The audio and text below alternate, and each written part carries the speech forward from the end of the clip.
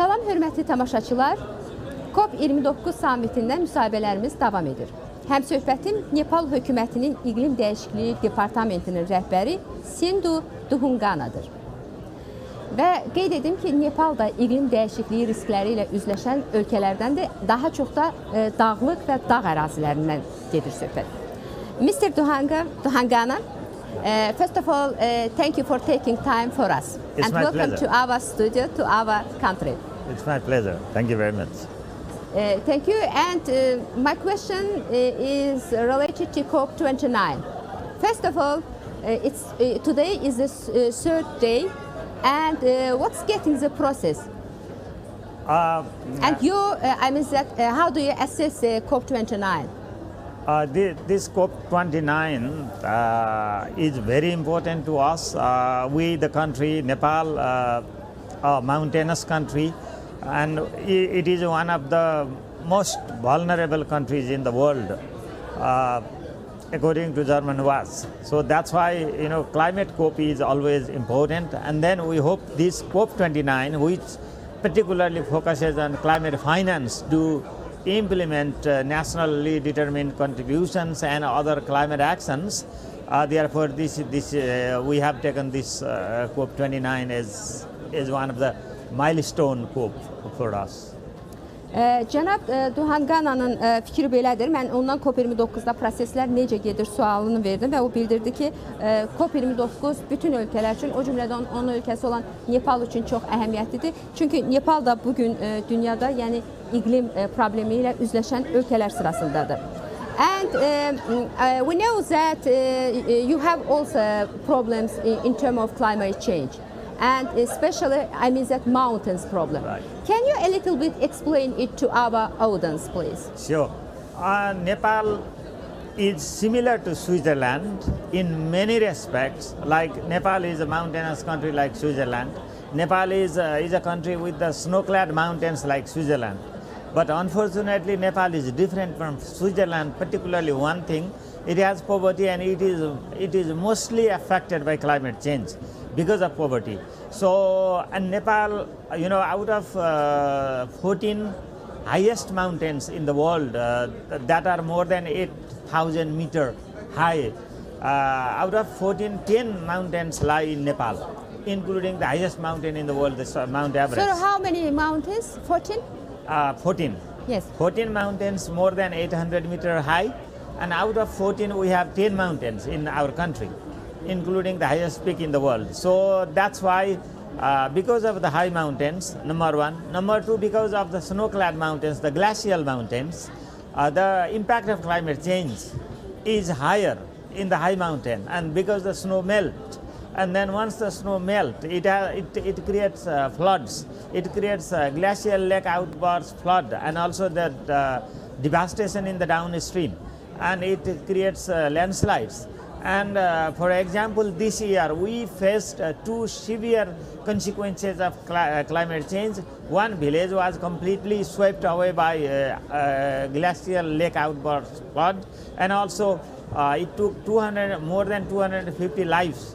In October, that we had a huge rain for a week. So that's why we are facing severe effects and impacts of climate change in the country because of the mountains and other associated factors. Okay, thank you so much. Cənab deməli Duhangana öz ölkəsindəki problemlərlə bağlı, iqlim riskləri ilə bağlı qeyd edir ki, ölkəsində təxminən 40-dan yuxarı, yəni dağlar var, dağlıq ərazilər var ki, və orada ən yüksək olan yerlərdə bu qarla bağlı problemlər olur, yəni sürüşmələr olur ki, bunun özü də sözsüz ki, insanların yaşayışına, həyatına mənfi təsir göstərir. And I would like to know that government activity in terms of climate change in your country. We have taken climate change as one of the important activity, and our Ministry of Forest and Environment has three domains. One of them is climate change. So what we are doing is we have passed national adaptation plan. We have passed nationally determined contribution and submitted to UNFCCC. So we have made very important targets for 2030. So that way we are, keeping forest more than 45% in the country, and also we have a plan to switch our fossil fuel energy to more cleaner energy like hydropower. So these are our national and local actions, but at the same time we are lobbying with the international communities that Nepal does not have significant amount of emission, but it is impacted by climate change. So international communities should support us to implement our climate actions. Thank you so much. Cənab Duhangana deməli öz ölkəsinin, yəni hökumətin gördüyü işlərlə bağlı qeyd edir ki, hökumətin milli planı var, iqlim dəyişikliyə bağlı, o cümlədən konkret hədəflər var bu istiqamətdə və əsas məqsədlərdən biri də bu yanacaq qalıqlarının azaldılması, emissiyaların azaldılması istiqamətində aparılacaq işlərdir. And how do you estimate, I would like to ask you, the cooperation between Azerbaijan and Nepal in framework of COP29? I'm very much impressed by the statement made by the president of Azerbaijan yesterday, that he wants to cut down fossil fuel use significantly, and he has rightly urged the global communities to do the same. So that's why I think the COP that is being organized by the government of Azerbaijan will have a significant outcome. For example, because the COP presidency of Azerbaijan has proposed to pass a milestone climate finance agenda like NCQG. So that's why we are very much hopeful that the proposal or the pledges and declaration of Azerbaijan presidency would be passed and would be helpful to us.